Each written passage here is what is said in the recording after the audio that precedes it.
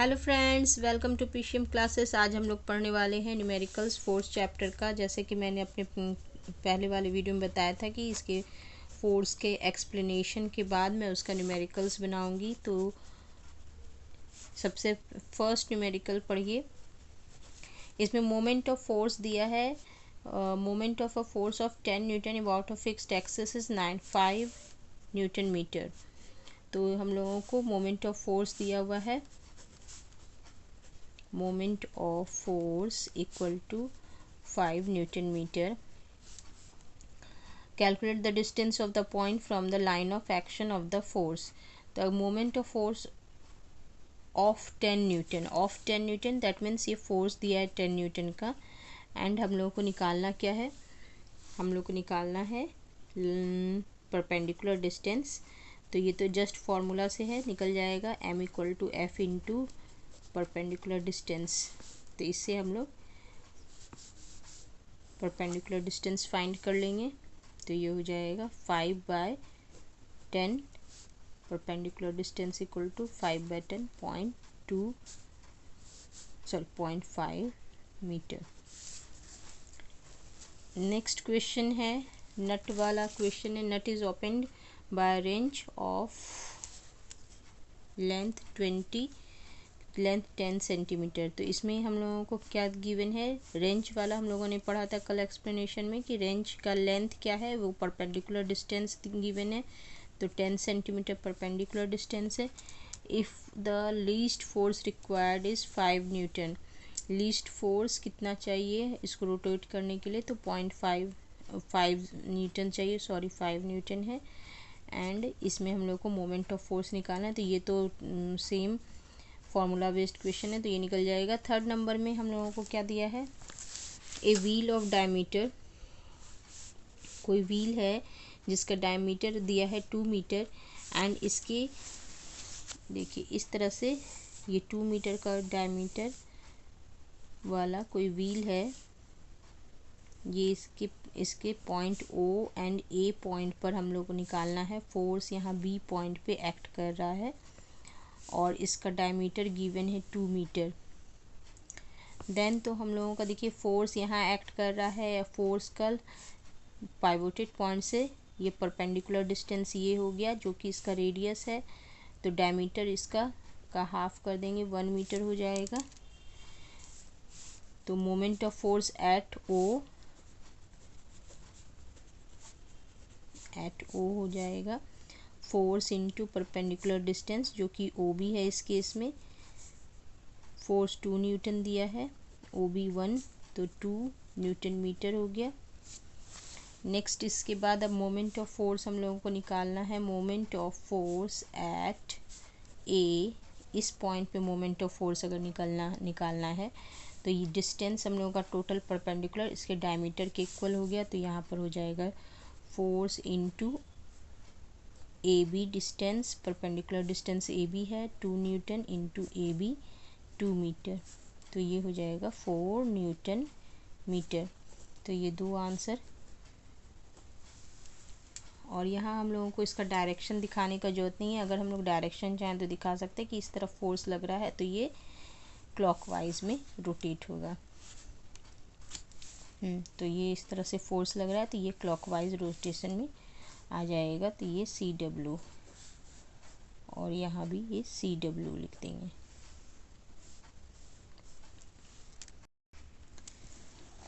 इसके बाद हम लोगों को क्वेश्चन गिवन है इस तरह से। देखिए ये एक रॉड है, इसमें दो फोर्स दिया हुआ है F1 F2। इसका डिस्टेंस ओ पॉइंट से गिवन है और हम लोग को निकालना है moment of force F1 about O. तो अबाउट ओ निकालने का मतलब क्या है कि हम लोगों को ओ से इसका परपेंडिकुलर डिस्टेंस मेजर करना है। तो ये 2 मीटर हो गया और F1 तो 4 2 10 मीटर हो गया। तो ये F1 फोर्स के वजह से यह moment of force F1 end moment of force F2 के लिए इन दोनों को मल्टीप्लाई कर देंगे, डिस्टेंस परपेंडिकुलर एंड फोर्स। तो ये 12 न्यूटन हो जाएगा। अब इन दोनों का हम लोगों को ये देखना है डायरेक्शन इसका क्या होता है। ये देखिए ये इस तरह से नीचे फोर्स लग रहा है तो इसको ये एंटी क्लॉकवाइज डायरेक्शन में रोटेट करेगा और ये फोर्स इसको क्लॉकवाइज डायरेक्शन में रोटेट करेगा। तो हम लोगों का F1 की वजह से क्या आया है 10 newton metre anti clockwise, and F2 की वजह से आया है 12 न्यूटन मीटर क्लॉकवाइज। तो यहाँ नेट हम लोग मोमेंट देख रहे हैं क्या है, क्लॉकवाइज का ग्रेटर है, इसलिए net moment of force at O या अबाउट ओ कुछ भी लिख सकते हैं, 12 minus 10 that means 2 newton metre in clockwise direction. ठीक है, अब 5 नंबर क्वेश्चन हम लोग सॉल्व करते हैं। 5 नंबर क्वेश्चन में देखिए ये इस तरह से दो फोर्सेस इसमें लग रहे हैं, ये दोनों पैरेलल एंड अपोजिट फोर्स है।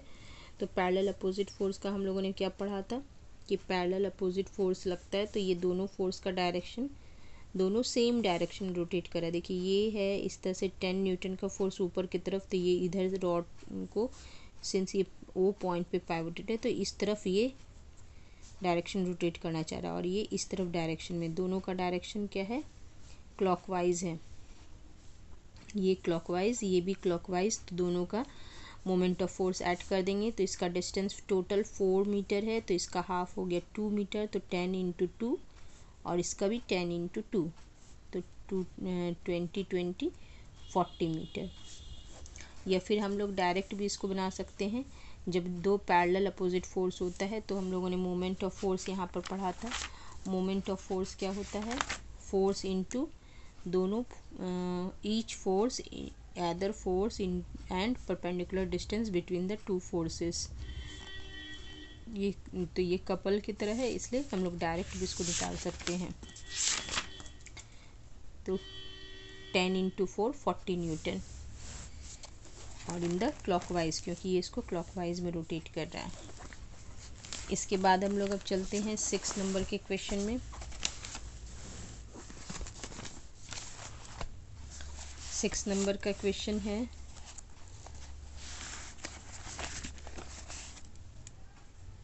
सिक्स नंबर के क्वेश्चन में देखिए यहाँ इस तरह से दो इसमें दिया है, two force each of magnitude 10 newton, दो पॉइंट अलग अलग पॉइंट पर एक्ट कर रहा है। एक पॉइंट ए पे एक्ट कर रहा है, इस तरह से पॉइंट ए है, इस यहाँ पर एफ फोर्स एक्ट कर रहा है, एंड यहाँ पॉइंट बी है, इस पे एफ फोर्स बी पॉइंट पे एक्ट कर रहा है। दोनों फोर्स 10 न्यूटन का है।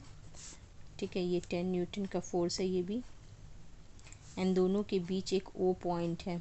हम लोगों को मोमेंट ऑफ फोर्स निकालना है रिजल्टेंट। रिजल्टेंट मतलब अगर यहाँ पे कोई पॉइंट है तो इस दोनों फोर्स की वजह से जो मोमेंट है वो प्रोड्यूस निकालना है। तो यहाँ पर देखिए सबसे पहले हम लोग को ए पॉइंट पे निकालते हैं। ए पॉइंट पे यहाँ पर है, यहाँ पर इस फोर्स के लिए परपेंडिकुलर डिस्टेंस तो 0 है, क्योंकि ये जिस फोर्स के लाइन पे ही ये ए पॉइंट पड़ता है, इसलिए इसका परपेंडिकुलर डिस्टेंस तो इसमें 0 हो गया। और बी फोर्स की वजह से इसका जो परपेंडिकुलर डिस्टेंस है, तो बी पॉइंट पे इस फोर्स का परपेंडिकुलर डिस्टेंस यहाँ पर ये ऐसे करके परपेंडिकुलर डिस्टेंस देखिए ये बन रहा है। तो ये डिस्टेंस हम लोगों को दिया हुआ है 50 centimetre.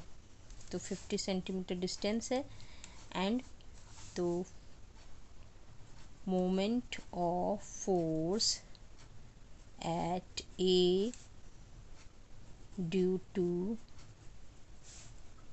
force at B, force हो गया 10 न्यूटन इंटू परपेंडिकुलर डिस्टेंस, तो 10 न्यूटन इंटू डिस्टेंस है 50 सेंटीमीटर, तो इसको मीटर में कन्वर्ट कर लेंगे, तो ये 2 न्यूटन मीटर हो गया, 5 न्यूटन मीटर हो गया। अब ये हम लोगों का ए पॉइंट पे जैसे निकला उसी तरह बी पॉइंट के लिए, बी पॉइंट का जब निकालेंगे तो बी पॉइंट पे इस फोर्स का परपेंडिकुलर डिस्टेंस तो 0 है, क्योंकि ये इसी फोर्स के लाइन पर पॉइंट है सिचुएटेड है।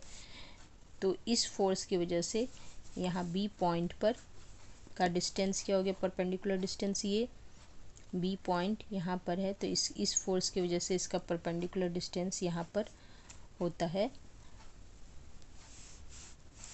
सेम उतना ही जितना इसके लिए होता है। तो इसलिए यहाँ पर लिख देंगे moment of force at B due to force at A is equal to, इसका भी 5 न्यूटन मीटर हो जाएगा।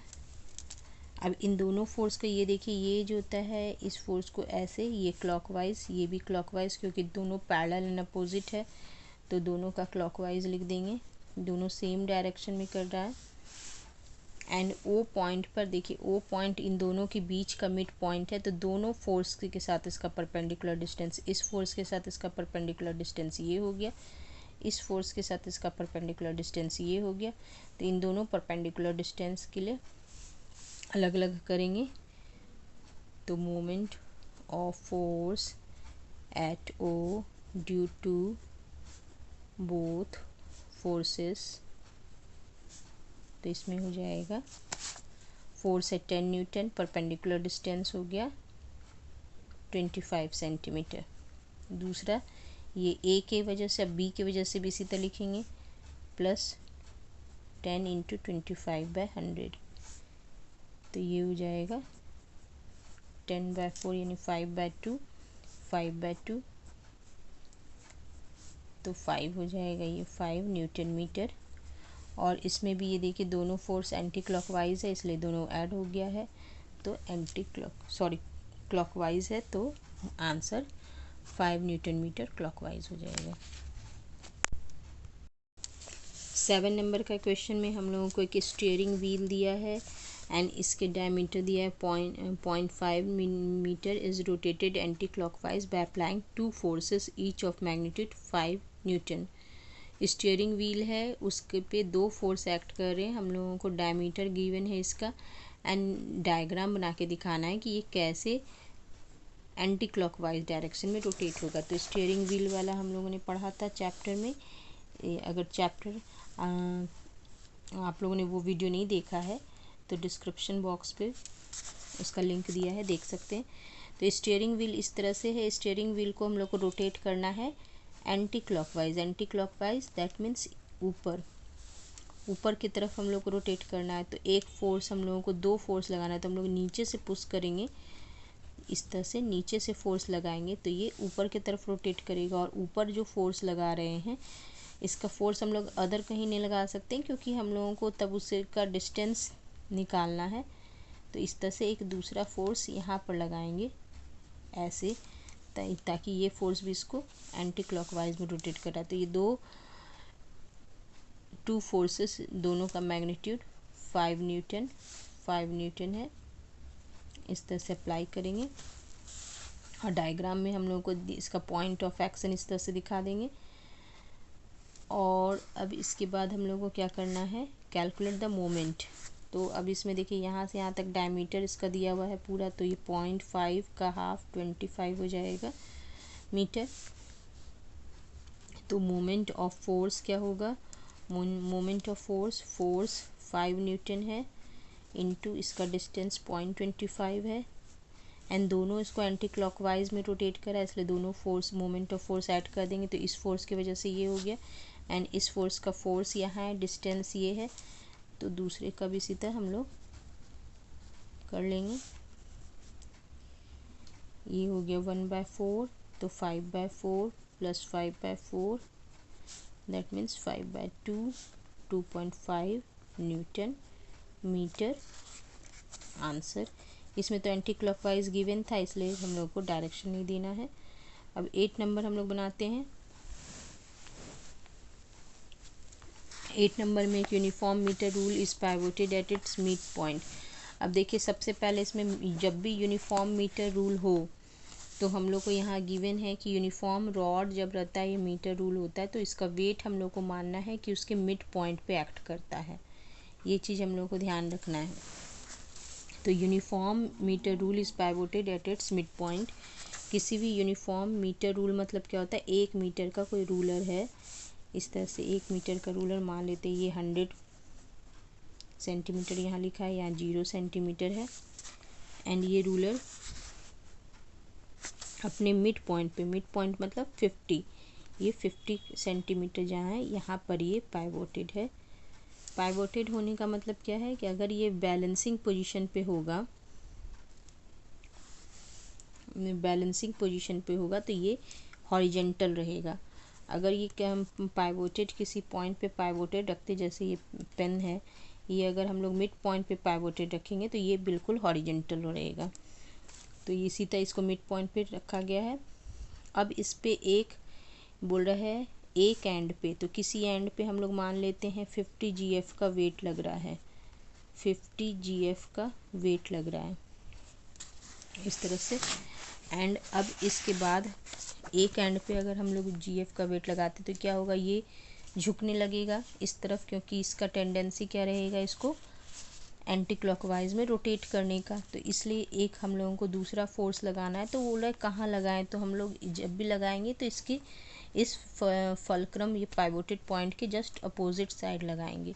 तो दूसरा वेट हम लोग यहाँ पे कहीं लगाएंगे, बट कहाँ लगाएंगे हम लोगों को पता नहीं, तो उसका डिस्टेंस हम लोग x मान लेते हैं। इस तरह से x डिस्टेंस ले लिए, x सेंटीमीटर पे लगा रहे हैं इसके फलक्रम से।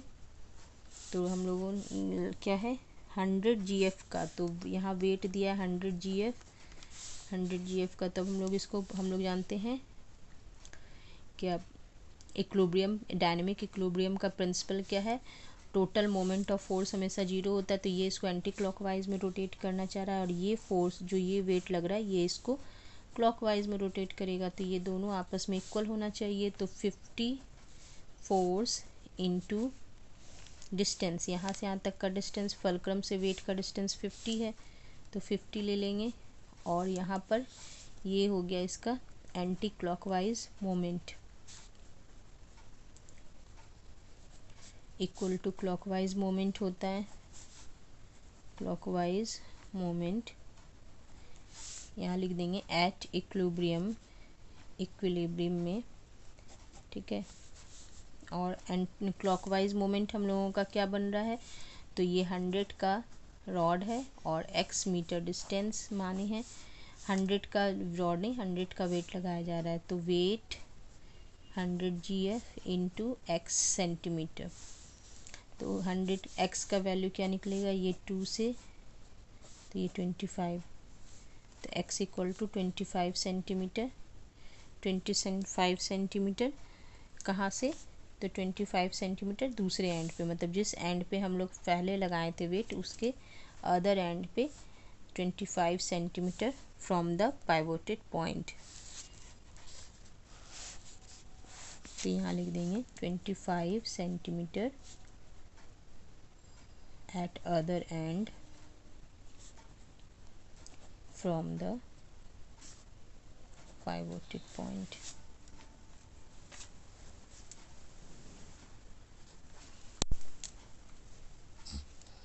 अब इसके बाद का वीडियो मैंने इसके बाद का न्यूमेरिकल्स हम लोग नेक्स्ट वीडियो में देखेंगे। अगर वीडियो पसंद आया है तो प्लीज़ लाइक करके सब्सक्राइब कीजिए एंड दूसरों के साथ भी शेयर कीजिए। Till then bye.